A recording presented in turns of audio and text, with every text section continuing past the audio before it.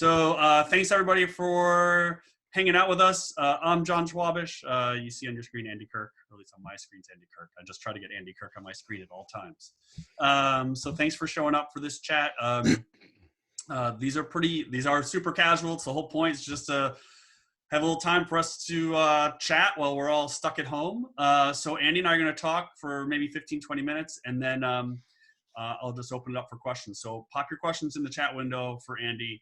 It can be about anything, even soccer. I know you're trying not, you're hesitant, but we can even talk about soccer. It's a sore topic right now, John, but yeah, we'll never get there. So where do you want to start? You want to start talking about log scales? Because you and I have talked about this for a long time. Let's get super niche, super quickly, yeah. Super quick? Or should we go into, that's a good point. Let's start broader. How about this? Let's start with this. There's a lot of data viz, a lot of work with data and statistics going on right now out in the world. And there's a lot of those have problems. A lot of people sort of not being careful or knowledgeable about what they're actually showing. What do you think is the data visualization's field responsibility when it comes to those different types of visualizations and people who may not be experts in healthcare, public health, epidemiology? It's a good question because, as you said, it's not necessarily us that's doing this work. It's us that's kind of consuming and almost policing to a certain degree. I mean, I'm already very bored of me being a police guy, stepping up saying, I think you'll find you've done that a little bit wrong, or can you step away from that chart, please? I think for us, there's the dual perspective, as ever, of the two sides of literacy, which is both the creation and the consumption. So on one hand, I think one example would be for us to ask questions and to promote the responsibility of things like those who are creating charts should always be people who have got access to people who know the subject. When it's something as live and dynamic and changing as this, and something as, let's face it, morbid as a subject as this, there's a delicate floor to tread on.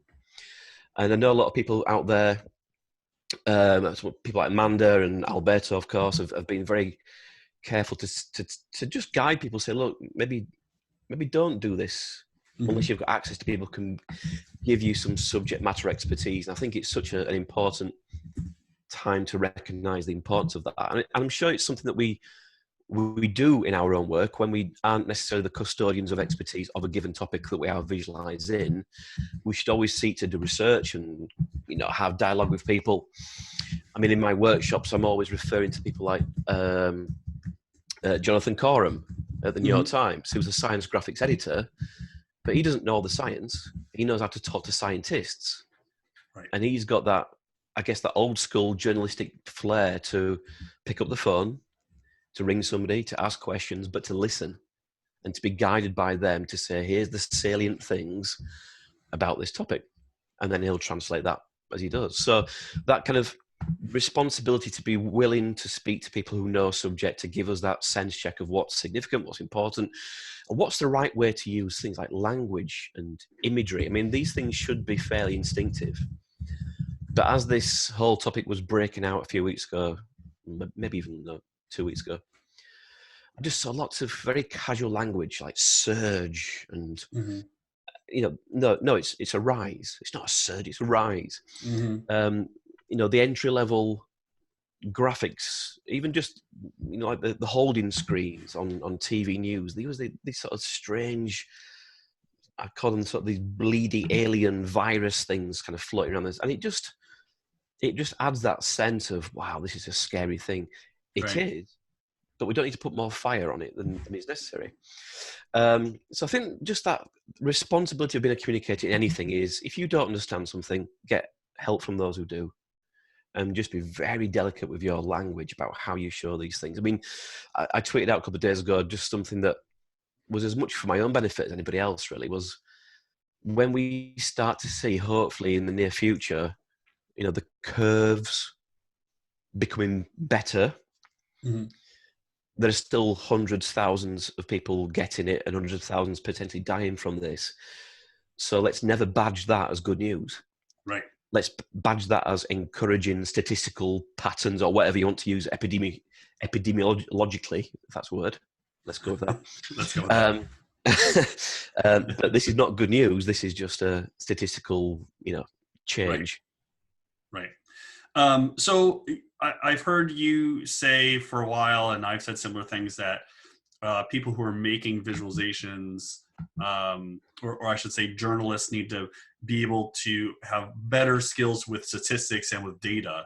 So what I'm hearing you say here is that people who are on the data viz field, they need to be in some ways more like journalists to be able to be comfortable and able to reach out to specialists. Absolutely. And I often, and perhaps this is because we are so exposed to the work of journalists, because it's their business to make these things public, as opposed to, let's say, corporate viz. I often feel that when we look at best practices, there's so much that we can learn from the context of a newsroom to give us a sense of what attributes go into best practice. And if you kind of list them all in a huge bullet point list, there's so many more things than just being, just having the flair of design. There's so many more things than just even being good at stats. And it's a terrible term, but these things have often been badged as soft skills, but communication skills, checking, reading things, asking people to check things.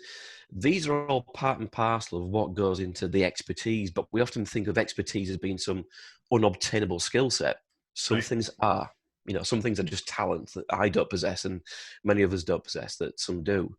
But a lot of these things are just as much sort of personal discipline as a communicator to think about these matters. Right. So now can we get into the niche, the minutia? Because I'm curious. So I've been, we've talked about on this series, whatever we're going to call it. I don't even know what it is. We've talked about a few times on this series, this sort of like maybe 3 major visualizations that are out there. There's the Harry Stevens animated dotty thing from the Washington Post. Yeah. There's the flatten the curve graphics that a lot of places have created. I think the Economist maybe was the first. And then there's John Byrne Murdoch's line charts of the rate of infections. And the thing about John's graphs are that he has a log scale on that vertical axis. And I'm curious your take on log scales, either generally or with John's graph in general. Right. Do people understand it? Do we even understand it? Growth is one thing, but if I said log of whatever the log of $11,000 is, whatever that number is, no one's going to understand that. But if I say the earnings is $11,300, then that's a number I get. So yeah.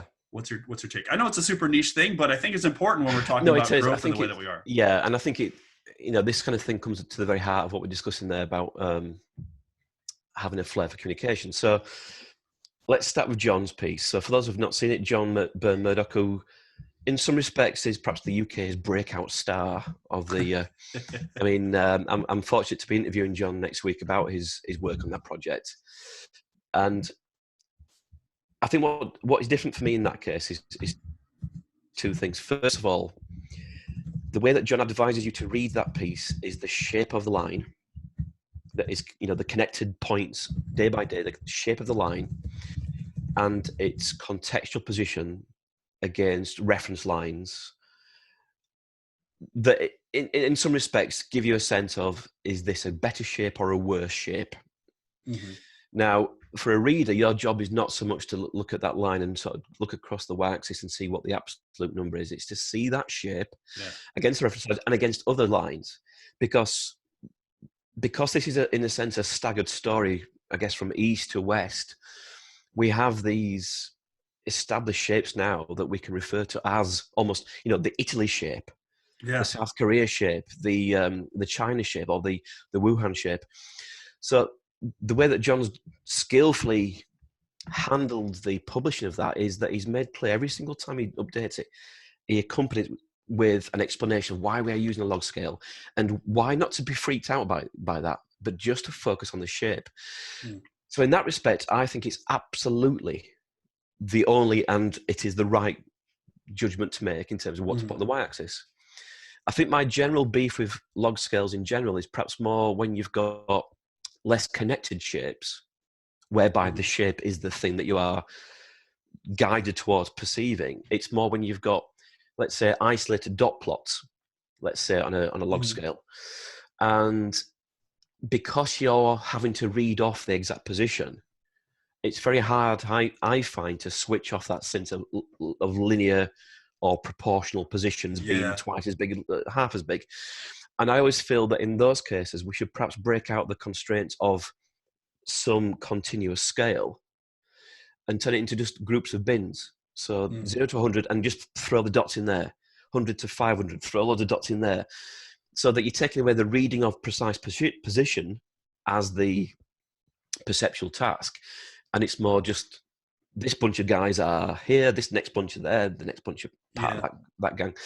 So you're breaking it out of the scale. So that's kind of my only beef is that, but by extension, the way that John's done it is perfect. And I think the other thing that benefits in this case is because it's a daily release and not a one-off piece, as readers, we become accustomed to it. We start to know, or we start to perhaps hope for today or tomorrow's shape to follow this path. And I think in general with these, complicated, complex, however you want to badge, unfamiliar chart types or construction mechanisms, repeated exposure and that increased experiential benefit of struggling first time, second time easier, third time easier still, fourth time instant. Right. Well, I think that's the benefit of this sort of daily release that is going through. And you can see the evolution of that chart alone. Every day, there's another little bit added. Right. Lockdowns, annotations, in other countries. If you jumped into that chart now for the first time, it'd be quite an overwhelming prospect. Yeah, there's a lot of lines on that graph. Yeah, it's taking us on a journey. Yeah. And one of the things I'll be asking John next week when I interview him is to say, at what point do you stop adding? When does that chart start to weigh under its own, under the heft of all these things that you're asking people to perceive? And when do you need to break these things out into either a separate chart? I mean, he's done that with the small multiples for some of the emerging country stories, but also does he need to think about interactivity as the only way to handle the readability, which I think the New York Times has done a similar kind of treatment, and they have a kind of interactive treatment on theirs. Right. I did see some response to one of his tweets that someone asked, like, well, where's Turkey now? And I think he had said, well, we dropped them off because, some other the pattern of some other country was, more stark or something like that. So I think they are making decisions, but I think the other part is the annotation, as you mentioned, and it is the way he's built that visualization is a little bit more. It does sort of lead you through this kind of I don't want to say story because not really a story, but the annotation on those diagonal lines that are the benchmark. They say, if you started, here is X death per day, and then it's ... and then here's the next one ... here's the next one. So, yeah. And again, I think that was built on a technique that Lisa Charlotte Rost used in one of her pieces. So Lisa used, and I think Hannah Fairfield had used it years ago in another piece. Yeah. Okay, so let's. There are some questions about log scales. So let's talk about a couple other things, and then I'll let Rika and Michael just ask you directly.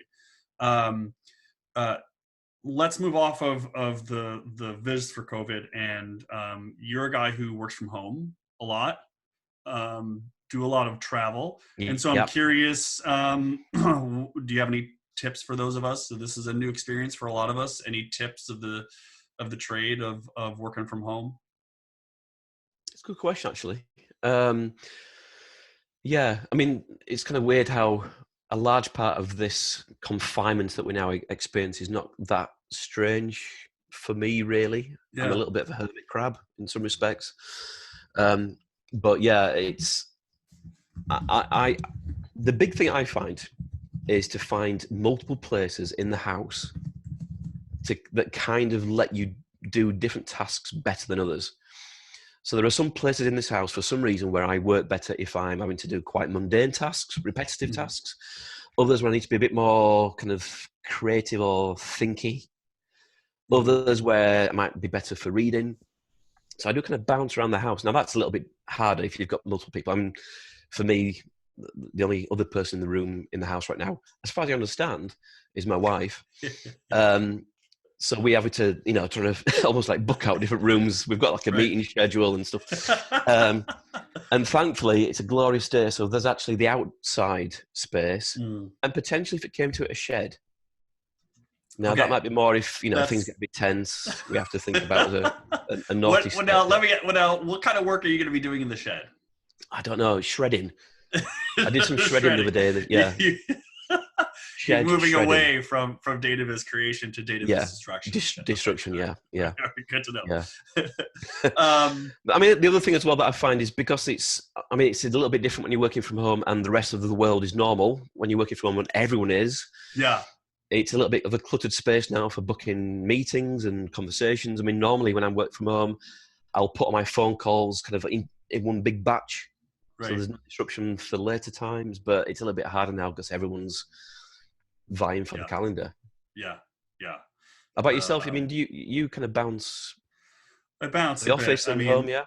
Well, I've got the kids here when my wife's working today at the hospital, so I've got the kids here. So I try to keep the work in the office, and not let the work come outside the office. So I kind of close the doors and stay inside. Interesting. And then I would say that in the regular world, I would use my commute home as sort of my decompression time between the work day and the home life. But I might still come back and do some work at the end of the day, in the evening, catch up on some things. And now I find end of the day, 5 o'clock, 5:30, or if it, you know, even pushes till 6 or something like that, I turn everything off and I'm done, because I don't have that decompression time, right, of on the train. So I'm trying to, and we've heard lots of people say similar sorts of things that you've been talking about, sort of separate the work and the life part. My problem is that I work very well at night, so my brain comes alive about 8 o'clock. It switches off, I must admit. So it's 3:20 now. This is my downtime. This is my bad. This is me at my worst. I mean, I think we can all see that. Which you can detect that, yeah. But at night time, 8 o'clock, it's like, right, let's go. Right, you're ready to go. So then the challenge is, how do you switch off before bedtime without sort of sitting there looking at the ceiling with a sort of, you know, Russell Crowe, Beautiful Mind thing going on, and, you know. Right. All right, I'm going to ask one more question, and then I'll let Rika ask her question, and some other people. So drinking my tea. Now, as a Brit, is it okay to reuse the tea bag, or is that... No. Look at the outrage up there. I know the outrage across all the videos. I mean, I don't. I'm just curious. We're you know, I don't know. I haven't been to the grocery store in a week. I don't know what's happening over there. Right? There could be nothing on the shelves. The standards have gone, John. Wow. Hey, it's a new world. We're living in a new world. I mean, you know, you've got to put a tea bag in. Mm-hmm. You've got to let it brew. Right. Now, I like a very strong tea, so I let that go for ages and ages. Okay. Take that out before you put any milk in. Do not put milk in with the tea bag. Right. Okay. And you're allowed 2 tea types. Yorkshire tea, obviously, and Barry's Tea of Ireland. They're the only 2 brands that matter. Anything else, it's garbage. Twinings, forget it. Earl Grey, forget it. They're the only 2 that matter. Okay. Okay. But see, I'm stuck here. I don't have all these options. Right. Well, so, I'll send you a care package. Okay. Okay. All right. That sounds good. Then okay, this is good. All right. So let's open it up. We've got by the way, we've got some support from Amy there. So yeah, we've got. Yeah, I see people are supporting you, which is good. I'm feeling good about this. Okay, Rika, I'm going to let you ask your question to Andy. There we go. Okay. Hi. There. Oh, hi. Hi. How you doing? Good, thanks. How are you guys? I've also got tea. It's herbal tea though, so I'm sorry. You should be. Okay, so my question was about if you've got skewed data that you need to visualize, but you don't want to use a log axis, what is a good alternative? It's a good question, and I think it comes back to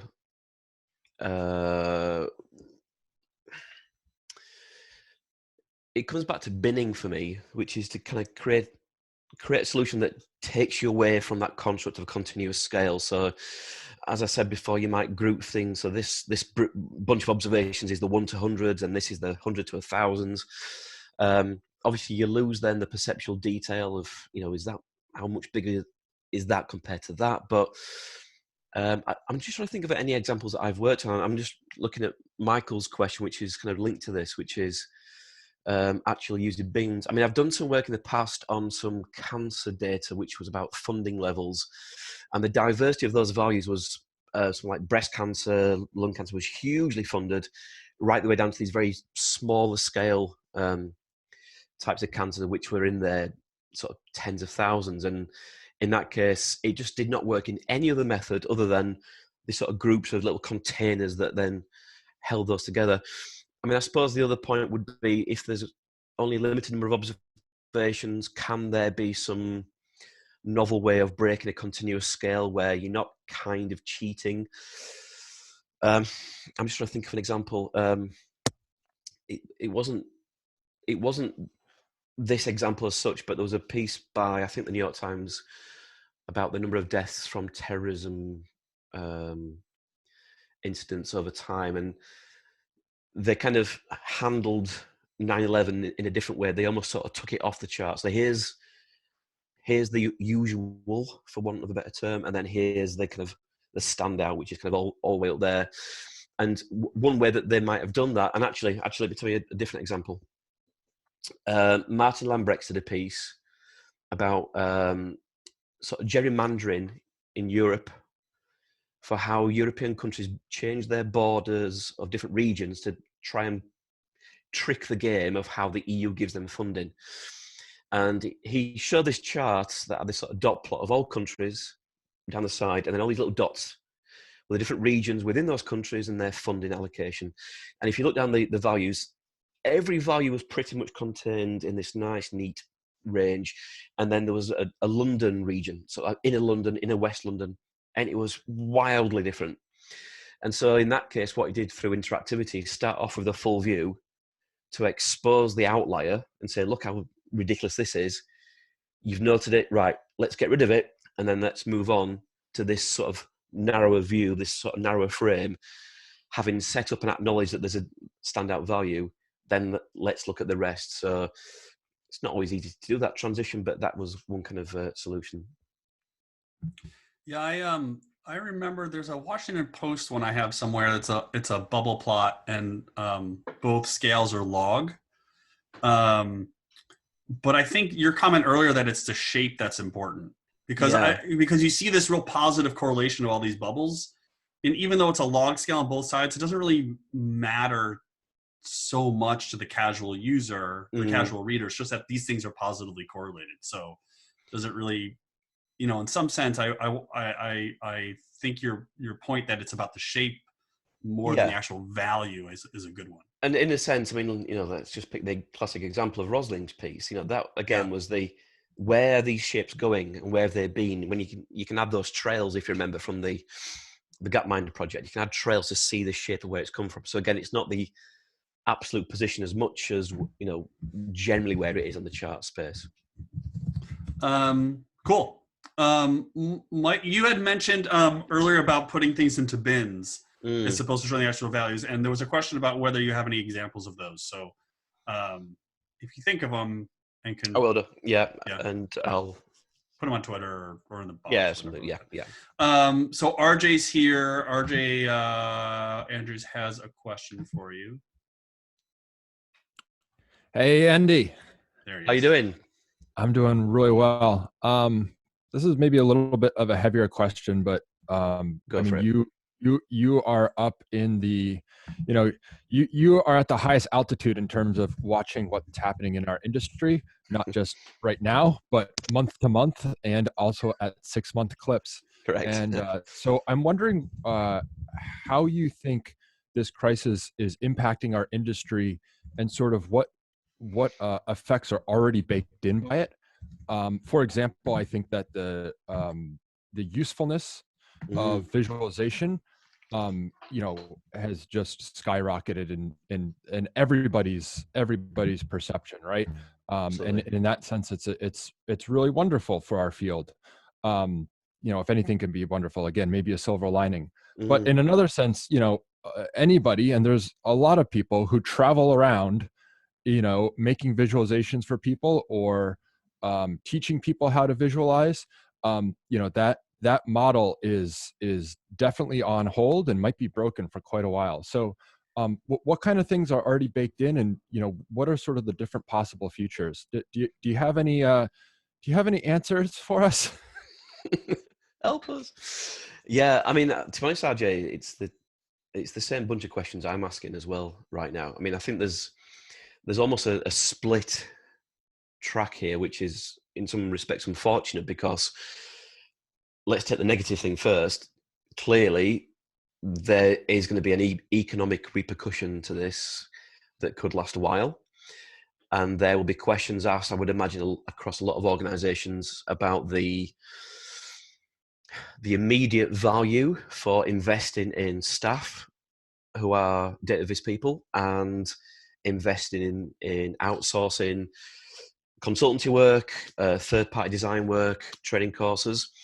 So I think there has to be, as you said, for the moment at least, a question mark over the immediate bounce back ability of that side of things. However, on the positive side, as you said, the visibility of charts, graphics, visual communication arguably has never been higher than it has been over the last 2 weeks. I mean, we often look at the big events, the marquee events of politics, election periods, Olympics, football World Cups, whatever it may be. But the hard wiring of flatten the curve, of the almost event that is now the daily release of John's Financial Times piece. I mean, there's people almost queuing up. Where is it? Where is it? Where is it? Mm-hmm. These have become so, as you say, kind of integrated into our day-by-day living at the moment, and that can only be a good thing in the long term for putting high profile on this as an activity. And hopefully, one thing it might do is shine a light on illiteracy and people's sense of being disenfranchised by not quite knowing how to read a log curve, by not quite understanding even some basic stats, that denominators, nominators, all these sort of shortcomings of the different case counts that we're seeing. So hopefully there is some light comes down the track later on, but inevitably I think it's going to be just a little bit rocky for the immediate term. I mean, it's kind of interesting for John Schwabish's point of view, because John, you remember you sent me a quote for my State of the Union presentation that I did last year, to give a sense of where this field's come from the last decade, where it is, where it's going next. And John put in this comment that I included about the idea that we've not, as a field, in this kind of golden age that we've been through, we've not faced a recession yet. Yep. Even the recession that we faced in 2010, 11, well, the field kind of grew out of that in a sense, but we've not had one during this period. The question John raised, which is legitimate, is what is the resilience of this field, and how do we collectively continue to substantiate the value, investing in it as people, as skills. I think it'll be there, but I think collectively we have to do what we can to keep this on people's radars beyond, the next month, 2 months, 3 months, hopefully, as things recover. But yeah, it's I think the uncertainty is apparent, RJ, I think. Yeah real good. I think Simon had a somewhat similar question. Simon, if you're there.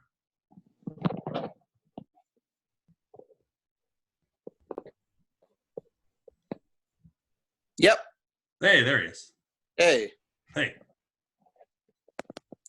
Yeah, I'm interested in data literacy and I mean, I'm doing research on, abandonment of fitness trackers, but I was curious how, my research into people not understanding how to make sense of data and charts and graphs and wondering, this is kind of, like you said, exposing that not everyone's very literate. And so how do we ensure that people learn this kind of stuff so that when they look at these charts, they don't ignore it, they actually take these things seriously. So I'm kind of curious if any comments on that. Yeah, thanks, Simon. I think it's a really good point. And I think there's perhaps two perspectives to this, which is,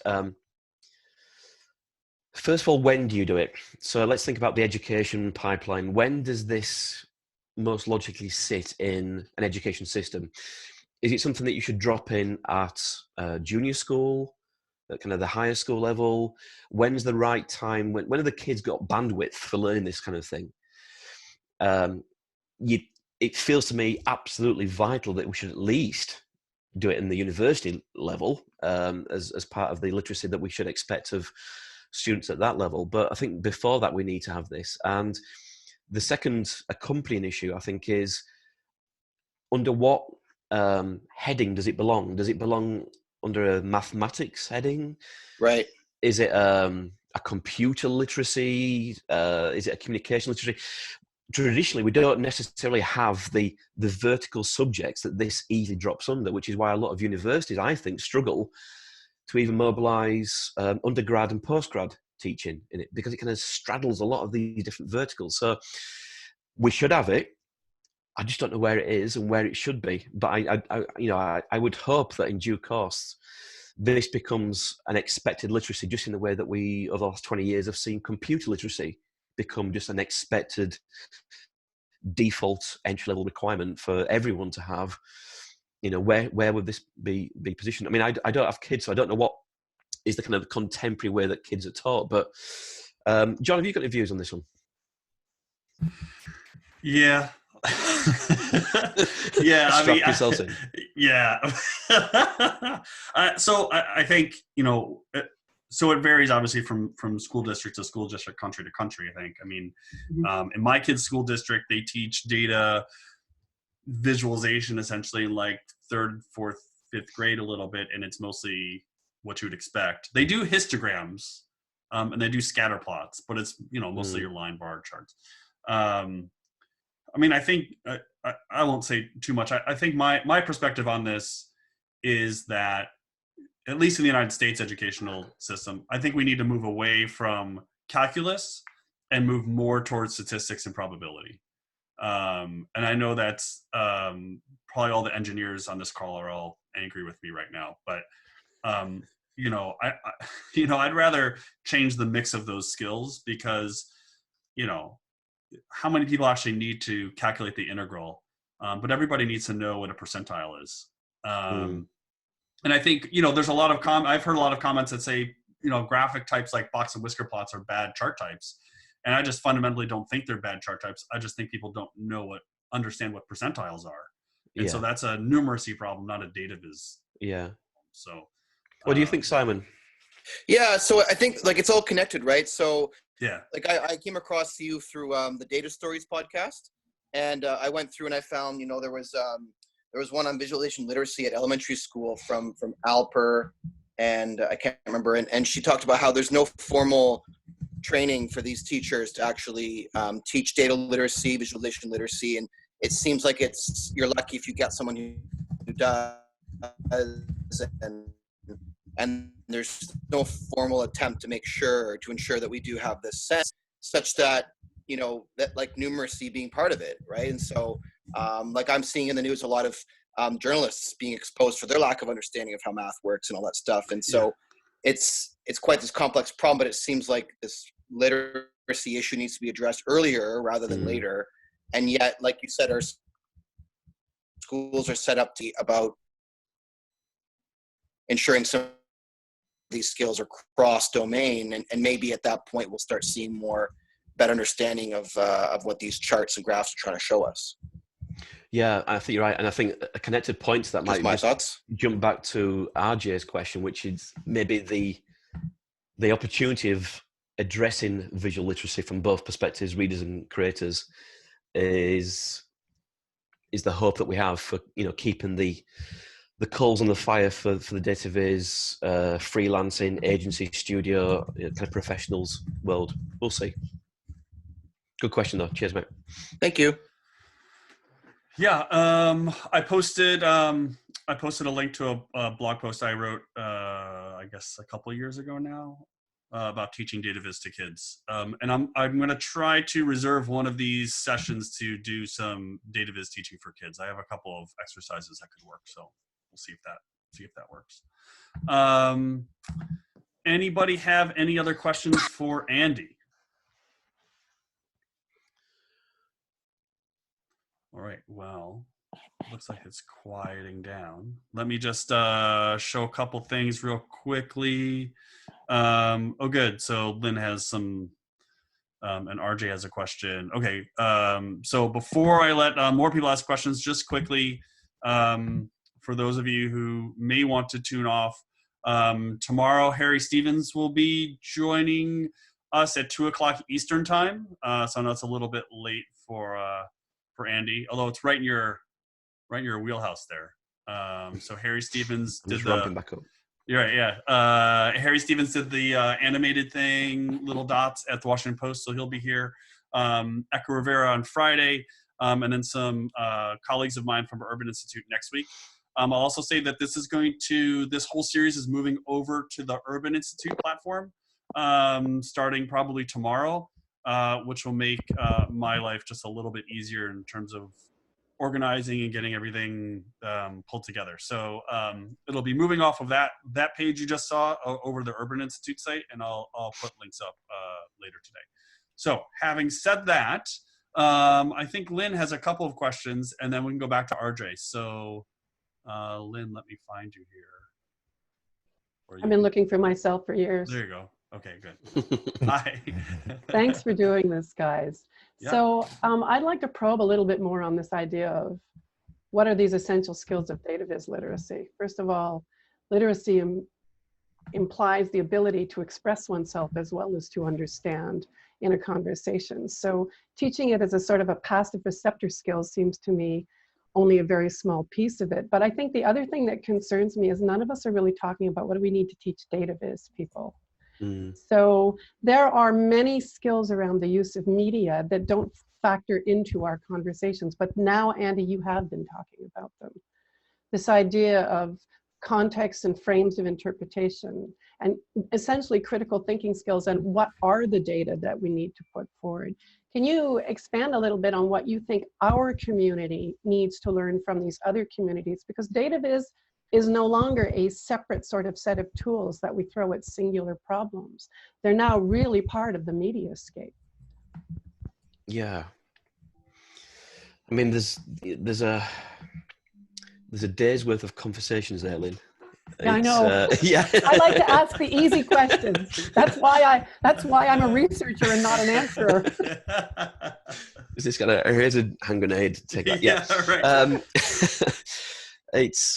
It's a really good question, and I often sort of badge all my activities, whether it's teaching or writing, with critical thinking as being the intended objective of what we're trying to do with this, under which comes, you know, obviously creative thinking, analytical thinking, etc., etc. I mean, my sense of perhaps the most important elements of critical thinking come down to the editorial perspectives, and it's the idea that obviously a chart is never objective; it's subjective. It's someone's take on something, and yet it carries this sense of authority, this sense of truthfulness, a sense of this is the only view that matters. And I do think one of the key skills that we have to develop ourselves and impart to others is to really kind of carefully think about not just going through the motions of we have this type of data, therefore we must do this thing. For example, I guess the classic would be we have geographic information, we therefore must put this onto a map, which is not necessarily always the case that that's the most important view. The spatial dimension may just be a kind of incidental factor. The locations may be more categorizations of quantitative measurements that any other chart then could to tell a story with. And I think it's been kind of interesting on that front, just going back to the COVID-19 story, which is, in a sense, I think the maps they've played their role now to a certain degree, because we've seen the story of where evolving, and now we are seeing lots of different methods being used because the story's moved on to things like Harry Stevens looking at the simulation of why this happens. You've got you've still got a spatial analysis from the New York Times the other day, which was these kind of particles to show again how things are spread. So in a sense that the story's moved on, and I think that's why again they are the best at this, journalists, because they have that ability to say, right, we've got all these possible stories, all these possible data points. What is the thing that is most relevant now? What is the most relevant view? What are the most relevant contents of that view to include? And what things in that view do we need to bring to the surface and highlight and point out and emphasize? And none of those really are technical skills. None of those are even creative skills. They are the flair of the communicator. And it needs that editorial judgment, because what you ultimately do involves making decisions about what you are not going to do. And you almost need to be able to, I guess, first and foremost, justify to yourself why those other options were not chosen, but also perhaps to the audience, you need to think, why should they believe that this is the most relevant, important view to give them right now and not these other things? And it's kind of interesting going back to John Byrne Murdoch's Twitter feed. So when he does launch these things, I mean, there is some wild activity in his mentions as you go down, the replies. People say, I want to see this, do that, stop doing that, do this more. You can't satisfy everyone's potential appetites for their little corner of insight that's of interest to them. So the judgments that we make have to find a way to be, in a sense, one size fits all, which is never achievable, but is one size fits the most that we can do. So I think of all the critical thinking skills, that judgment there, which is the least technical, is what marks out the good from the great or the mediocre from the very, very good. And it's something that I don't think is easily teachable in how to do it well. I think what is easily teachable is to flag it up as a thing for them to be more deliberate and discerning about. And hopefully through practice, exposure, and going back to the start of the session, conversations with subject matter experts, stakeholders, to help them guide you through towards a sense of, right, this is the view. That's I think that's the way forward on that front, certainly. That is only one fraction of an answer, Lynn, but hopefully that'll do for now. Thanks. So Lynn, you had mentioned at the beginning of your question that literacy is not just being able to read, but also to be able to create or produce. And I think, Andy, if it's still true in your classes and your workshops, you're not teaching you don't teach software tools. What you do, I think, as I recall, you do, people sketch and they draw and they come up with ideas. So to that part of Lynn's question, do we need to be teaching, or should part of these classes or workshops, and maybe there's a part one and a part two, it's how I view it, but is drawing part of that, maybe that part one, that very introductory thing? So if you're teaching people how to, learn how to read a dot plot, you mentioned dot plot earlier, right? Not everybody knows how to read a dot plot. Teaching them how to read a dot plot and then create a dot plot, do we need to get them in a computer, or is it enough that we give them some simple data and have them sketch it and draw it on a piece of paper? I think to a degree, taking it away from the tool is, I don't know, I'm going to pluck a number out of thin air, but 80% of the job. Just their recognition that is the correct method for showing that piece of analysis, I think is the key thing. What the remaining 20% comes into thinking then is, when you put real data into this chart archetype, does it still do the job? Does the shape of the data just actually sort of violate the value of that particular chart type? But yeah, I mean, I think you're right. to be a good writer, you need to be a good reader. To be a good, good musicians are also astute listeners of other musicians' work. So I think that there's perhaps there's three parts to this, which is obviously the creation, the mechanical creation task is clearly one thing. There is the reading literacy of how do I read a given chart? What's the strategy that I should take to that encounter in terms of the things to look for, the things to look out for, both in positive and negative terms, pitfalls, what it actually tells me as a reader. But then there's also the kind of design reader, which is perhaps more the evaluator, the critique, which is, oh yeah, they've used that colour, they've used that little detail. I'm obsessed by little viz, obviously. So there's almost three camps of literacy: making it, consuming it, and then the critiquing it side of things. Yeah. Real good. So let's see. Now we have Lynn's question spurred a whole thing here. So thanks, Lynn. So RJ has a question. So why don't we do RJ and then Johnny and then Doc, and we have a good list there. So RJ, go for it. So maybe hypothetically, say you have to stay in the same room for the next month or maybe 2 months. Okay. Is there any sort of big data storytelling or maybe a little data storytelling project you've always wanted to do, but you've never really had the chance to get to, that you're considering attacking? Well, it's a good question, because I have an answer, although it's not a new thing. It's finishing a thing that's been hanging over my to-do list for 2 years. And I know that loads of people are very bored of me talking about my Seinfeld project. Yeah, but I know that you're ready for it. So yeah, it's on the verge, RJ. It's on the verge of being a thing. So for those of you out there, I've been analysing Seinfeld. So 180 episodes. No, 176, because 2 were a special compilations episode. Another was a highlights reel, don't count. 176 episodes. And I have watched the episodes and counted every 5 seconds who's in the scene, what location are they in, who gets the laugh, what is the scene number. And from that, I've created these sort of Gantt chart strip plots of every episode to give almost like a musical composition representation of every episode. And then I'm creating this overall analysis to draw out some big picture stories. I've done, literally this morning, finished the 180th episode analysis. The issue I've got now is that I've got 3 other people involved in this. My mate Matt is doing some illustrations to kind of decorate each season. Another mate of mine is helping me create a web version to access these, because it needs to get out to the world. And then thirdly, my local printers are going to turn this into a nice, glossy, 240-page hardbound brochure. Ooh. But they are in lockdown. So until we can get all these people back to work, things are a little bit on hold, but it is coming soon. And I'll be delighted when it's done, because it's been hanging over for me a long time.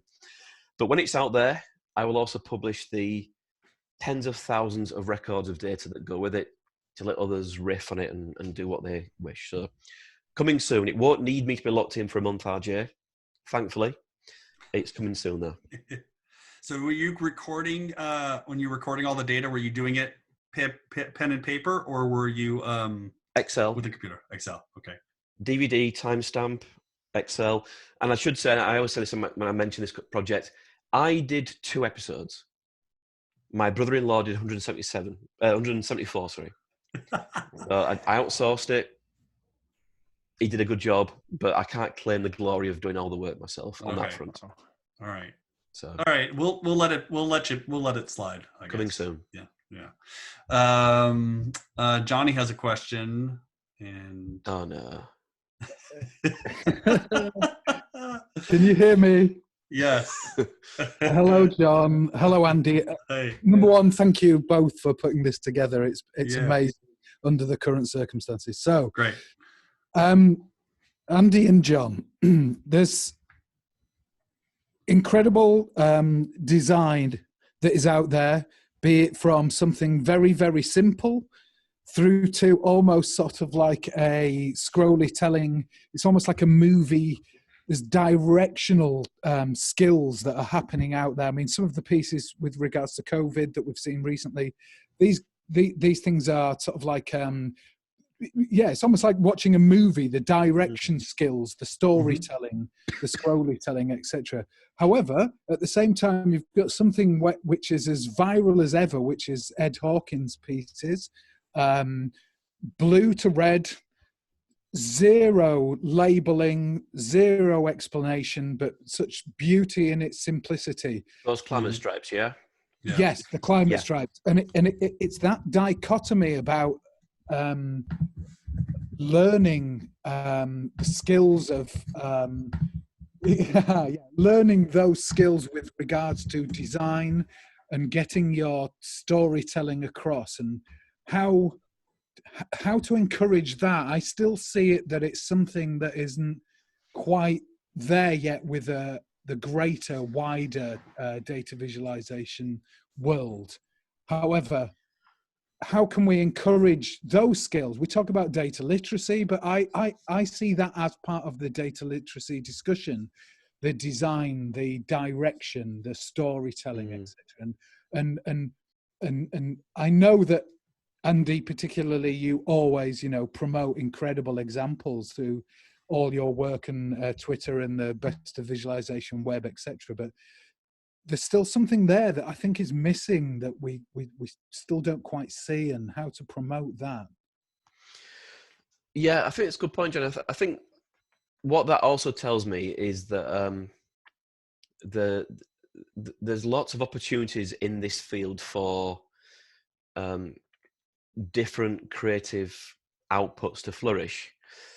And I think that perhaps the parallel comparison of those types of examples would be, in effect, the storytelling is almost a movie, a film, as you kind of said, but then the Ed Hawkins Climate Stripes is almost more of a photograph. It's a still, and you might separate those two endeavors classically, movie making versus photography, but they're all part of the same game of communicating.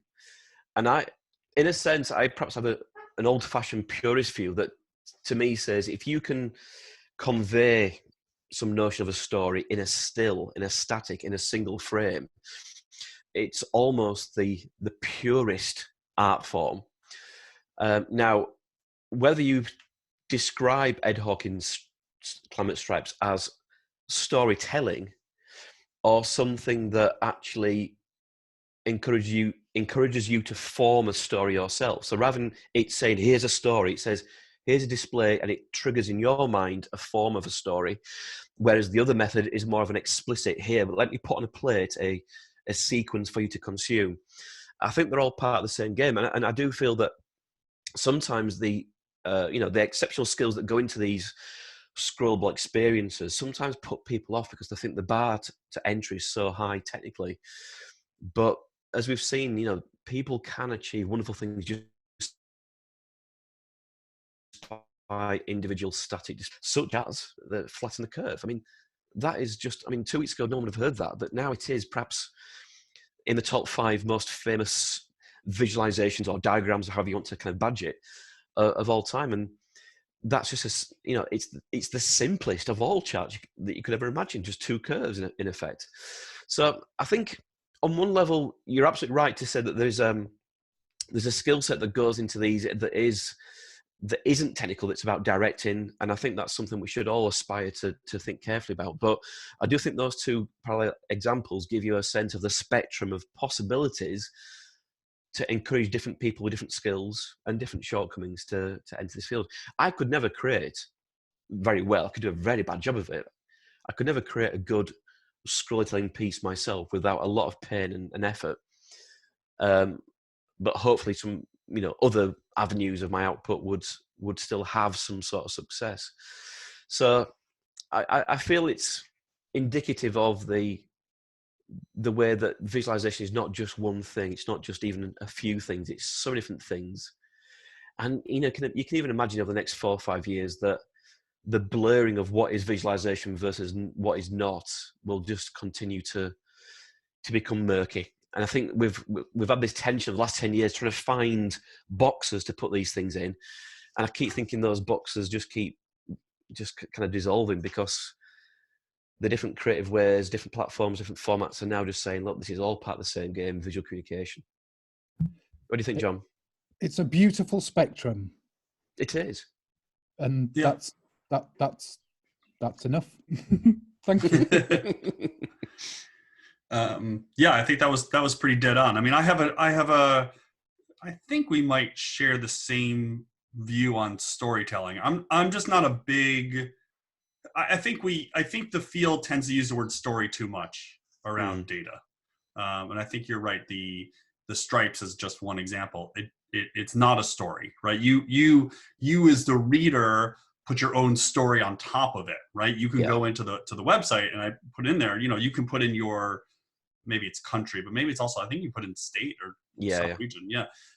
You put your own story on that. Oh, I remember when I was growing up that there was snow here every summer and now or every winter, and now it's not.